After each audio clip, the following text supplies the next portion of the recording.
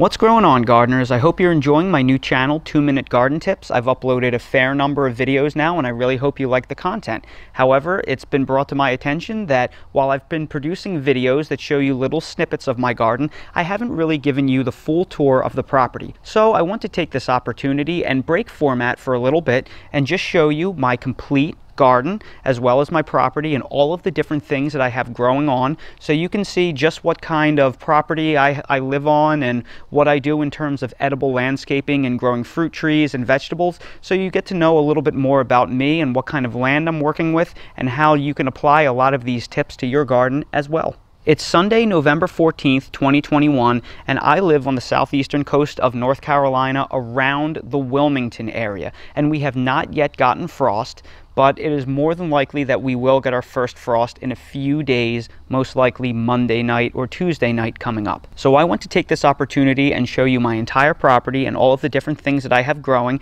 before the frost comes and destroys everything. Here in the Wilmington area, roughly November 7th to November 15th, sometime in that time frame, is when we usually get our first frost. So the first thing I want to do is give you a 360-degree view of my backyard. And if you follow my main channel, The Millennial Gardener, you probably have seen this view many times. I live on a 1/3 of an acre plot, and I'm going for the edible landscaping route. I have a pretty substantial area here that I grow container trees that are not necessarily hardy in ground, or they just haven't made the cut and I haven't wanted to dedicate space to them. I have a garden that I hand built myself, of which I documented on my main channel. You can see how I built that. And this is basically the entire perimeter of the yard. The backyard is about 8,000 square feet total. So now that you've seen the perimeter of the yard, I'll take you through basically the whole perimeter slowly. We'll start over by my gate. This is where everything starts, and I love growing bananas, and I do protect them in the winter, and I'm able to fruit some of them here in Zone 8A, North Carolina. The ones on the left are a dwarf Brazilian. The next little cluster there is called Venti Cohal, and then the other two clusters are called dwarf Namwa. I love growing dwarf bananas. If you follow my main channel, The Millennial Gardener, you'll know I am a fig nut. I grew up in New Jersey. I'm Italian American, so figs have always been part of my culture, if you will. This is a Smith fig. This is a Col de Dame Noir fig. This is a Col de Dame Blanc fig. This is an I-258 or Italian 258 fig. The smaller one back there that you can't see too well is called a Bordeaux Blanca Negra. And then I use all this straw to protect my bananas. That's why that's all there. Water barrels, they will protect some of my citrus because I zone push. This last fig here that is striped or variegated, that is called Martinenca Ramada. And these all got hit by a unseasonably late hard freeze, which set them all back. That's why there's still so many figs left over. They got pushed back about 6 weeks. Then over here I have an astringent type Giambo Persimmon. I'm extremely excited about this tree. It's on its 2nd year. I hope it'll fruit next season. Then I have a big cluster of a banana called Dwarf Orinoco. I have this same variety in my front yard, and I've harvested, or it's flowered, and I've harvested fruit off of it 3 years in a row. Then I have more figs that are all espalier trained. I have lots of tutorials how to do this on my main channel. This is a Col de Dame Grise fig. This is a fig called Golden Dawn. This is a fig called White Madeira No. 1. This is a fig called Carr, named after the Carr fire in California, which almost consumed the mother tree. It's a wild fig that grew naturally in California. This is called a fig called Del San Juan Migran, and this is a fig called Col de Dame Gigantina. And then over here I have a very disease-resistant old grape from the 1800s called Mrs. Munson, developed by the grape breeder T.V. Munson. It hasn't yet fruited for me. I need to espalier it because right now it's looking pretty sad. I'm hoping it'll fruit for me in a season or two. This weed barrier area here will be an expanded area of edible landscaping. I will plant things in here next season. It's tarped to kill all of the grass, and then I will till it all under come winter after we get our first couple freezes. And then I'll tarp it again, and that soil will be ready upon our last frost date in late March. That's how I do it, and it's been successful ever since. Back here, I have some cold hardy citrus that I need to remulch this area. I have a Caracara red navel, which may not survive here. It's going to require a good bit of protection. I have a Meyer kumquat, and I have a very hardy Satsuma called Brown Select. This is another area that needs to be weeded and mulched. Things will go here next year. I have some ideas. That's why there are stakes planted right there, because I always plant in high density. Then I have 2 Pawpaw trees right here. They have to cross-pollinate. I have varieties Naomi's Delicious and Prima. They are grafted varieties. And then over here, I have a non-astringent Persimmon. And I always forget how to pronounce this variety. It's called Ichijiro. It's actually a longer name than that. They abridged the tag, but it is a non-astringent type. I'm growing an astringent and non-astringent because the non-astringent allows you to extend your growing season, since you can eat them before they are fully ripe. That is all of the landscaping over here. This will eventually be all edible landscaping all the way to the trash cans. I have several more trees on order. I have apples and pears and apples and peaches already reserved. Then over here I have possibly the most cold hardy, nearly seedless Satsuma called Owari. It is a fantastic tree. It's on its 3rd season. It does very well here in North Carolina Zone 8A. You can see the fruit will probably be ripe in another 2 weeks, and I just can't wait. The fruit is fantastic quality. Then over here I have a semi-dwarf Lila avocado. This is a Zone 9 minimum tree growing in 8A. I protect it in this little hoop house, and I place incandescent Christmas lights on it to keep it warm, and I cover it anytime the nights go below 28 degrees Fahrenheit, which may be about 8 to 10 nights a year. Then over here I have a Meyer lemon tree. This is also a Zone 9 tree that I've been growing here for 2 years. It does very well. It's getting some fruit on the bottom. The house foundation offers it a good bit of protection, and I cover that at about the same temperatures as the avocado. It's probably about half a hardiness zone hardier than the avocado. Then over here I have a pepper plant that I've been overwintering going on. It'll be its 3rd year next year. I have some strawberries I dug up that I'm propagating, and then this is part of my fig breeding experiment on my main channel, The Millennial Gardener. These are all hand pollinated using male fig pollen, and they're all unique varieties grown from seed. It's quite the project if you'd like to follow along. Then over here in this wheelbarrow, I have my very tropical lemons that really start defoliating when it gets below 40 degrees Fahrenheit. So I have to start carting these into the garage at night. Even though we haven't gotten a frost yet, they just don't do too well in the cold. This key lime right here is notoriously very cold sensitive. It's a Zone 10 plant. So even temperatures in the 40s are beating it up, and it's turning the leaves yellow, because when it gets too cold they struggle to uptake nutrients. But it will survive the winter here, and then it'll bounce back in the spring. Similar story to all of this Arabica coffee that I've been growing. It does very well here in full sun in North Carolina. You can see it is just absolutely loaded with berries. There are hundreds of berries in there. These are on, I think, their 4th season, and they're starting to fruit like mad. You can grow incredible amounts of coffee in North Carolina if you pot them. You can also grow them in Michigan, Ohio. They do very well in low light. What they don't do well, they also do very well in direct sunlight after the first year or two. Contrary to popular belief, they soak up the sun here. I blast them with our Coastal Carolina UV Index 12 sun all summer long. they do just fine. They start to struggle when temperatures drop below 50 consistently.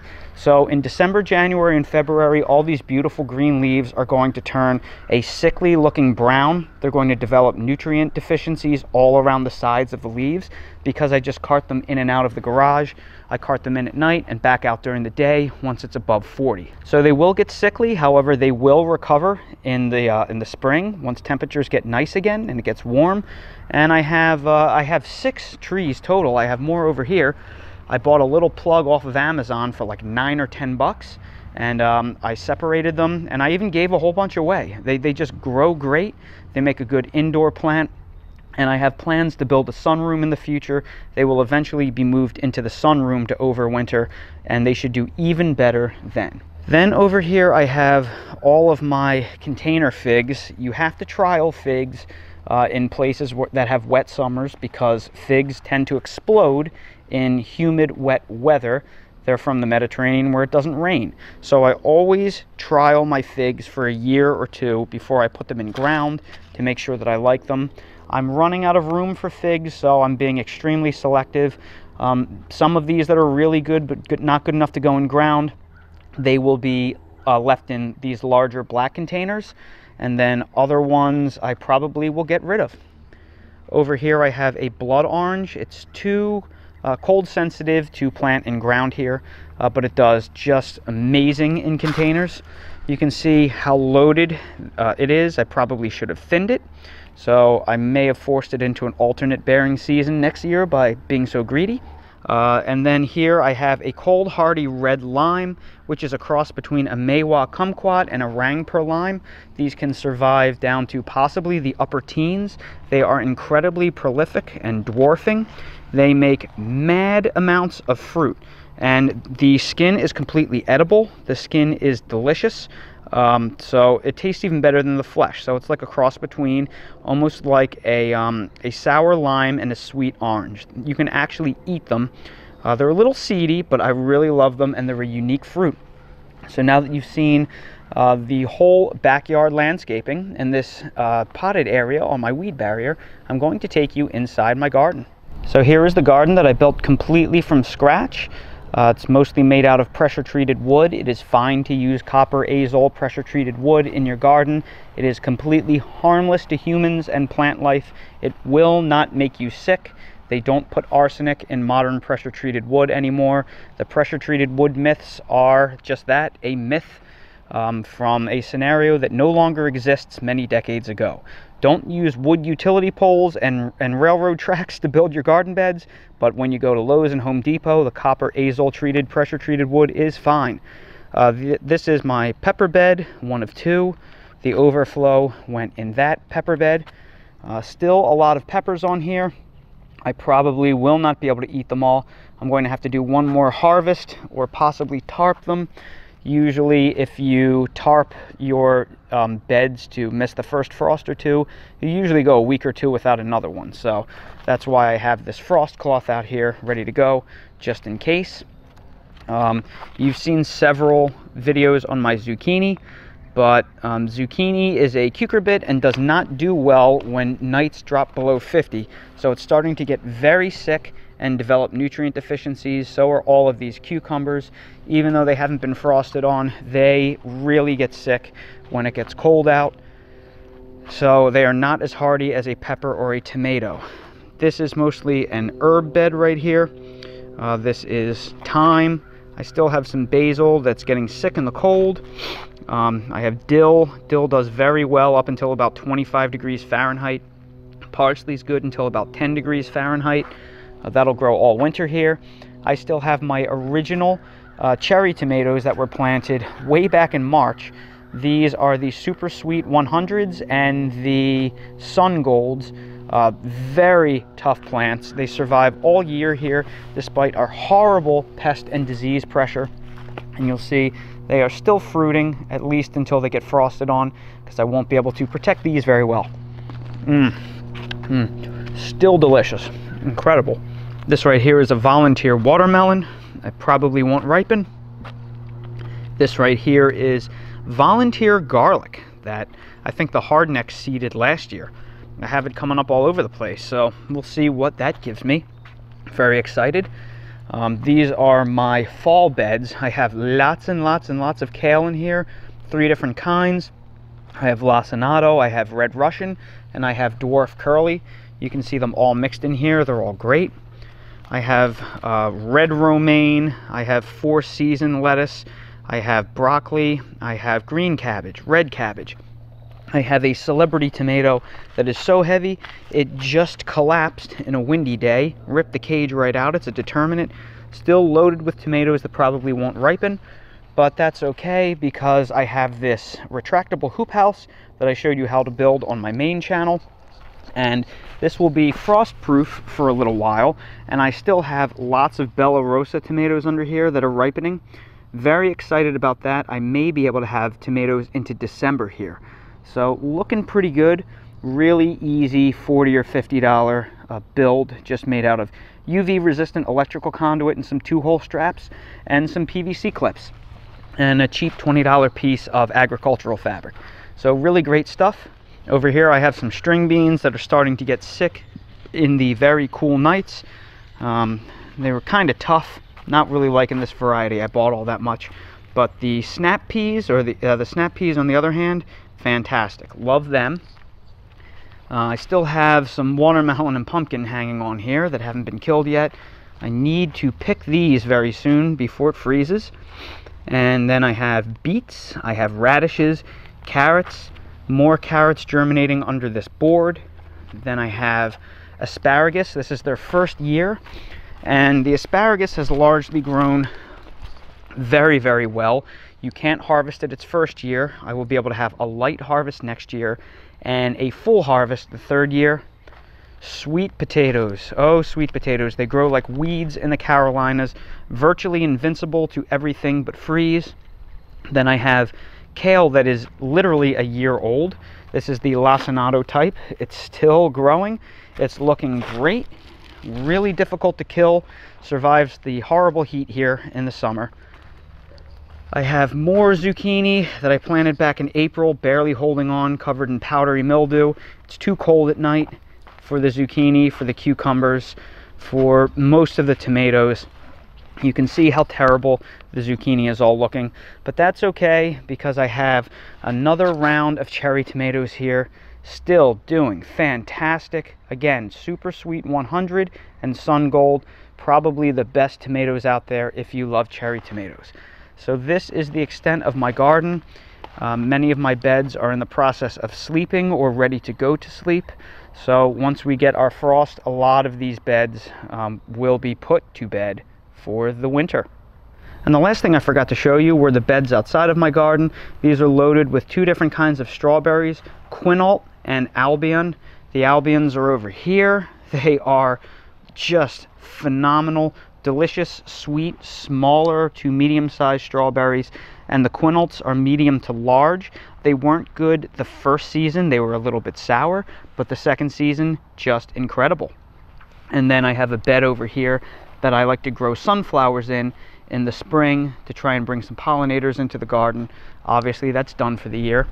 And then over here I have my rain barrel set up. I showed you how to build this on my main channel, The Millennial Gardener, and really great setup. Cost me probably about $180, but it's a great way to water your garden for free, and you can also mix the fertilizer in the rain barrels. I then have it running via drip irrigation down to my garden, and believe it or not, it reaches my garden just fine. So 2 or 3 cinder blocks stacked on top of each other is enough gravity pressure to make it to my entire garden. Now I'm going to show you the front yard. Here at my house, I pretty much only grow edibles, with the exceptions being a palm tree. I do love growing palms. They keep me warm in the colder winters here, and this is a Canary Island date palm that is really a zone 8B, 9A tree, but I'm growing it in 8A, and I've been very successful so far, although we haven't had a truly cold winter. These are very shady beds around my house. I'm just starting to grow them out. I can't grow fruit in here because they only get about 2 to 3 hours of sun a day. That's why I'm growing a windmill palm in here and other more shade tolerant plants that don't fruit, or I don't eat the fruit. You don't eat palm fruit, very rarely. Same thing, another windmill palm. Here I have another, I have a one of these silver blue mutated saw palmettos. They grow very well here. And then in the front yard, I have lots of bananas. I'll show you them. So in the front yard, I have a Celeste fig, and I have more dwarf Orinoco bananas. I got 2 racks of bananas off of this this tree this year, and I'll show you one that's still ripening in the back. I have Mediterranean fan palms and native sable palmettos. These are the dwarf variety. So I'm just a palm nut. Again, it just warms me up in the cold winter. I'm using this to basically obscure this ugly transformer right here. And check out the rack of bananas on here. Unfortunately, it looks like we're going to run out of growing season to ripen them, but I did harvest the earlier rack of bananas that was just absolutely delicious. Because we are in Brunswick County, you must have an obligatory sable palmetto growing in your front yard. Brunswick County, North Carolina, is the most northern county where these sable palmettos grow, and they grow very well. I love growing them. I also have more dwarf Namwa bananas. They're young, they haven't fruited for me yet. They will need to be protected over the winter.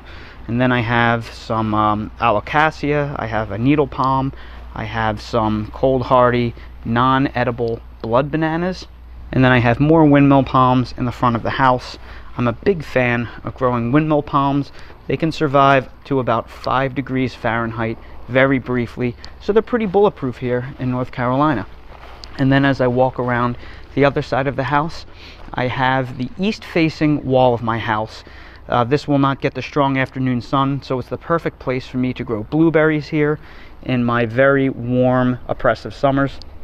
I have both southern high bush and I have rabbit eye varieties.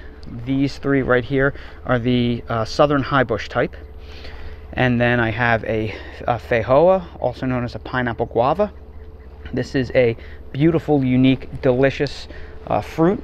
Very different, unlike anything you've ever had.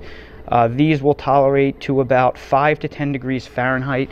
You can even grow these in a warmer zone B as long as it doesn't drop below 10, but for maybe a couple hours. Then over here, I have the rabbit eye varieties of blueberries, and they just went in the ground this fall. So they were in containers all last year. They fruited very well. I expect a decent harvest off of these come early summer. And finally, back to the backyard. The last few things I didn't show you was this little trellising tower that I built.